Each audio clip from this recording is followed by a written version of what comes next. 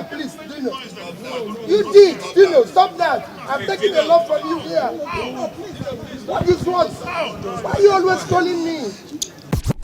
OB Keeng to ease no eye, coming out with the music to ease your mind. Hi guys, this is OB Keeng once again in the house with another video for you guys. Peter Obi will no longer be participating in debates with these clowns. You know, these guys that are not showing up. It all started at a town hall meeting that was hosted on Sunday. This town hall meeting was hosted by Arise News, and on the billing, those that were supposed to show up included Bola Tinubu. It included Atiku Abubakar, included Peter Obi, of course, and also Rabiu Musa Kwankwaso. Of all these 4 candidates, only 2 showed up. This is the problem we face in Nigeria. Like, even when you are trying to do the good thing, somehow the country just tries to find a way to stifle what you are doing and try and put you in the mud. And that's what I feel these other candidates are trying to do to Peter Obi. The moderator of the town hall was Reuben Abati. Of late, his bias has been so glaring for all to see. First of all,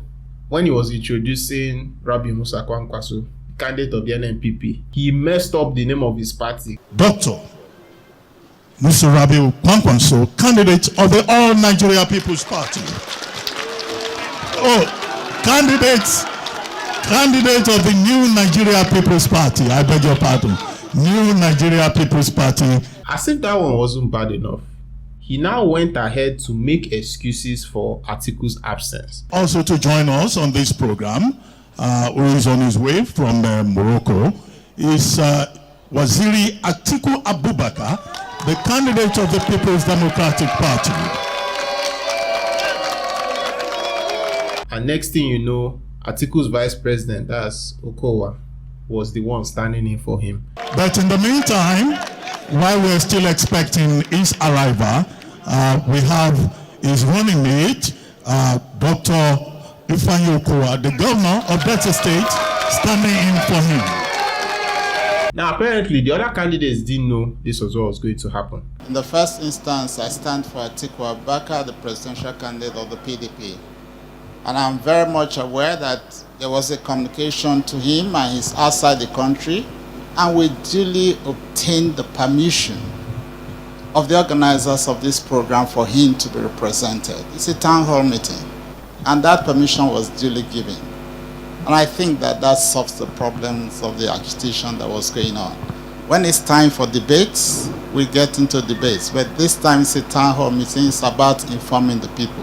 I've never seen such an unprofessional town hall. Like, why would you, as a moderator and a journalist, be making excuses for a candidate that said he was going to come, he didn't come, he sent his VP, and you are the one making excuses for him? Why not make excuses for Tinubu who didn't show up, for example? I mean, apparently, Tinubu was even next door at a party, and he did not come to your town hall.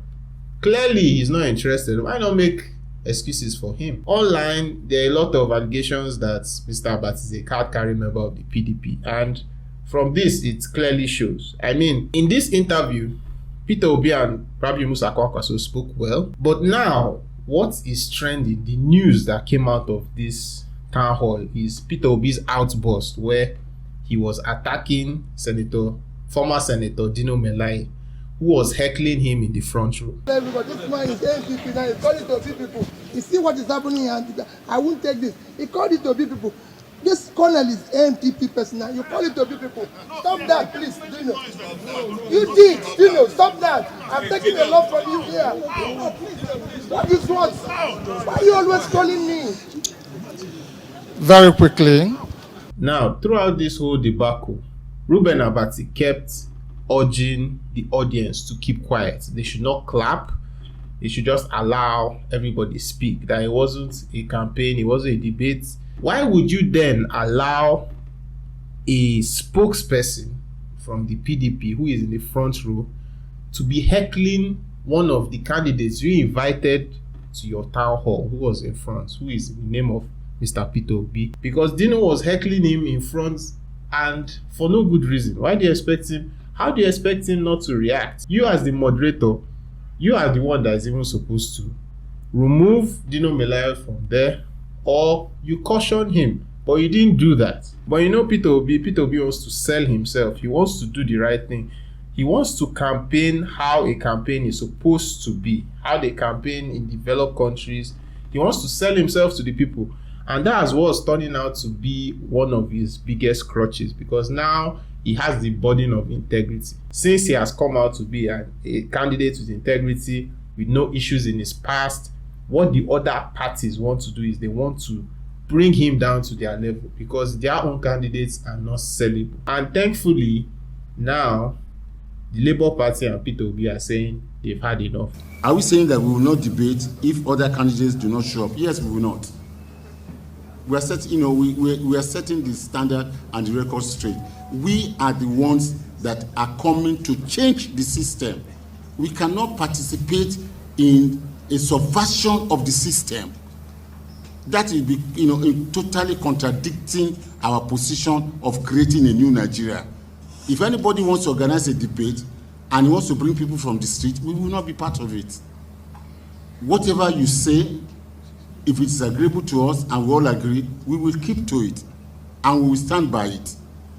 But you don't change the rules and, just anything, it doesn't matter now. It's a joint ticket. No. You watch American debates. You watch European debates. If it is prime ministers, it is prime ministers. If it is president, it is president. If it is VP, it is VP. We must start to do things properly from somewhere. And we think it is now. I am in total agreement with Peter Obi not attending any debates. I don't even know if Obi will agree to this, because the guy, he seems to want to campaign the right way no matter what.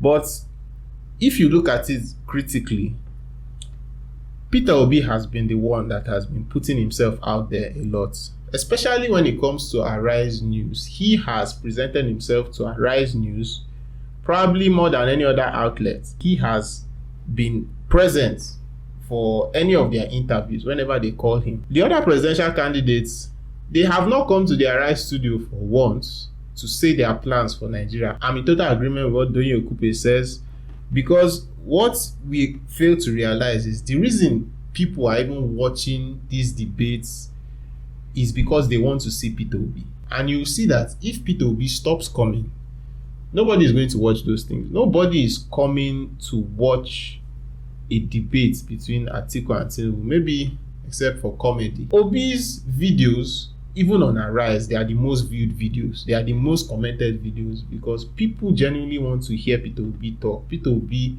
is the most Googled man in Africa at the moment. So if Peter Obi can just withdraw himself from these outlets that are not showing him the respect that he deserves, all fine and good. Let's see how it turns out. He has presented himself multiple occasions. You will see how the ratings will start to fall. Then they know that Peter Obi is not coming anymore. I think it's time for him to direct his energies elsewhere. They want to bring him down. I heard the Arise Town Hall series is supposed to be a series. Like, they still expect Peter Obi to come next week and the week after that, and they don't want to accord him the respect he deserves. I say, fine, withdraw yourself. The hall had terrible sound anyway. And Peter Obi effectively won. By all standards, he gave a very good showing of himself. Going by the fact checkers, because CDD West Africa fact check a lot of what they said, and Peter Obi gave the most facts and he spouted the most correct statistics. Let's see how it turns out. So I needed to get this off my chest. Do like and subscribe. Once again, my name is OB Keeng, and I'll see you guys in the next one.